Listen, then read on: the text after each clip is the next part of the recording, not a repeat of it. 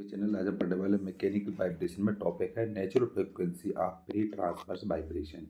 Free transverse vibration में natural frequency कैसे निकालते हैं उसके बारे में। Consider a shaft of negligible mass और one end of is fixed end another is end carries a body of mass M as shown in figure. जैसे आप डायग्राम में देखें, ये डायग्राम में देखेंगे तो एक हिस्सा इसका फिक्स है, दोनों साइड इसका, दूसरे साइड उसका फ्री है, इसमें डब्ल्यू लोड है। इसमें अगर इसमें देखें तो मेन पोजीशन इसमें डेल डिफ्लेक्शन होगा और एक्स इसका डिस्प्लेसमेंट होगा।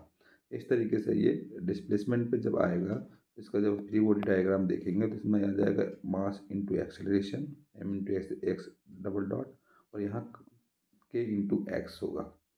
पोजीशन आफ्टर टी टाइम के बाद, ये मेन पोजीशन और आफ्टर टी टाइम के बाद इसमें।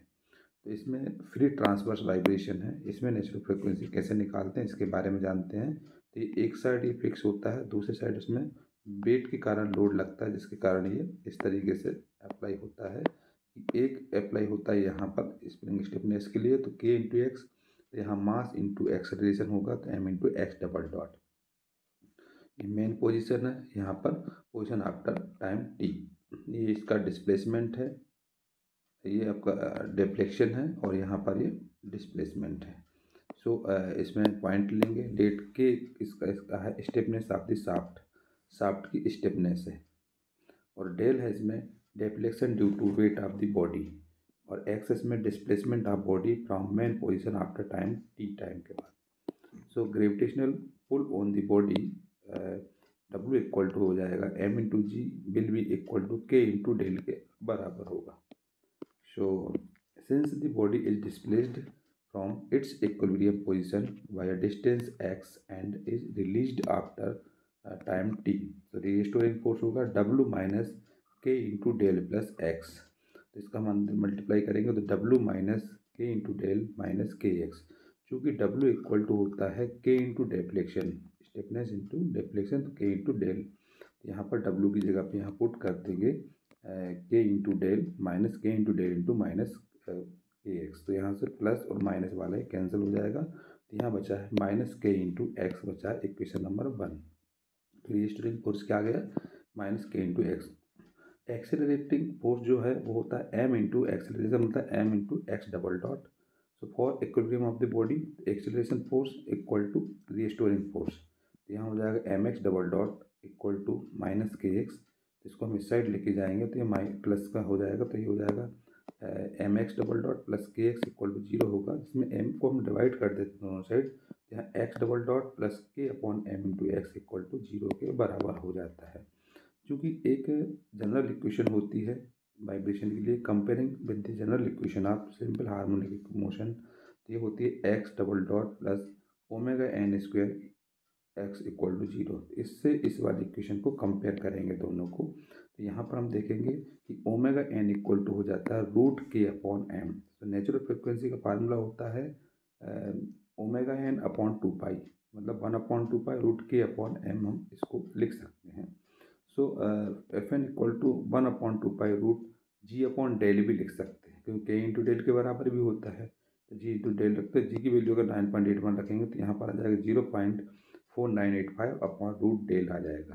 तो ये भी फार्मूला होता है। This is same as that in the case of longitudinal vibration के लिए भी यही कंडीशन आएगी,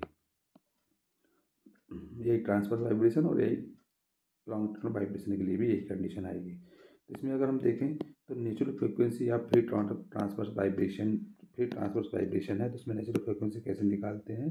क्योंकि एक शाफ्ट को हम कंसिडर करते हैं जिसमें नेग्लिजिबल मास है, और उसमें हम देखें एक साइड वो फिक्स है और एक साइड वो फ्री है। यहाँ पर एम मास है, डब्ल्यू इसका वेट है। इसमें अगर हम देखा जाए तो यहाँ पर जो इक्विलिब्रियम डायग्राम बनेगा वो इस तरीके से बनेगा के एक्स और यहाँ M x double dot, position after time t और मेन पोजिशन है, और यहाँ डेल डिफ्लेक्शन और एक्स में एक्सेलरेशन डिस्प्लेसमेंट है। तो इसमें देखें k equal to stiffness of the shaft है, और डेल इसमें है deflection due to weight of the body, x इसमें displacement of the body from mean position after time t. So gravitational pull on the body क्या हो जाएगा, W equal to M into G के बराबर, so will be equal to K into del के बराबर होता है। So, since the body is displaced from its equilibrium position after time t x देखेंगे तो यहाँ restoring force equal to W minus K into del plus x.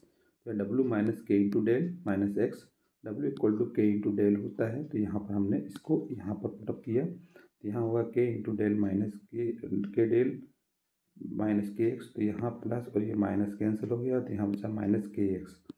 Question number 1, accelerating force होता है M x double dot. अब equilibrium position में है तो क्या करेंगे हम इसमें, accelerating force equal to restoring force, मतलब M x double dot equal to minus के एक्स, तो एक्स डबल डॉट प्लस के upon M into x equal to zero लेंगे। इसको हम जनरल इक्वेशन से, सिंपल हार्मोनिक इक्वेशन से कंपेयर करते हैं इससे, इसको तो यहाँ हो जाता है omega N square equal to k upon M, इसको हम लिख सकते हैं omega N equal to root k upon M के बराबर। सो नेचुरल फ्रीक्वेंसी क्या हो जाएगी, F N equal to omega N upon two pi, इसको लिख सकते हैं 1/2 pi root k upon M, F N equal to हो जाएगा 1/2 pi root g upon del, जिसको लिख सकते हैं 0.4985 रूट डेल के बराबर। This is same as that in the case of longitudinal vibration. इसी तरीके से लॉन्गिट्यूडिनल वाइब्रेशन में भी यही कंडीशन होगी।